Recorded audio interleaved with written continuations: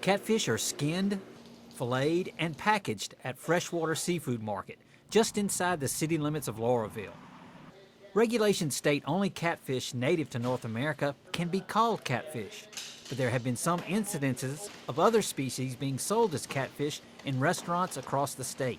When a customer goes to a restaurant and they see catfish, they're expecting that it is a domestic catfish, and legally that's what it has to be. Freshwater Market processes mostly wild-caught blue and channel catfish. Email believes if more people understand the labeling of catfish, there will be a higher demand for domestic catfish. So we're hoping now that we can really expand the production and the market of these wild catfish now that they're not being challenged as catfish by the imported species. In 2016, the U.S. Department of Agriculture took over regulating the catfish industry from the Food and Drug Administration, which created another hurdle for catfish processors. The inspection standards are higher.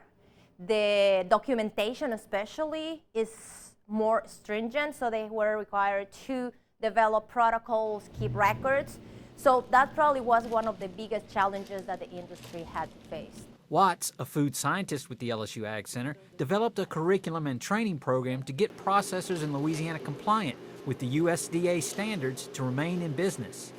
They really don't have thousands of dollars to go and pay a consultant to help them implement and develop the HACCP plan. So with the service we provided, actually they have all this at no cost. Imported fish similar to catfish have common names such as swai, bassa, and tra. With the LSU AgCenter, this is Craig Gautreaux reporting.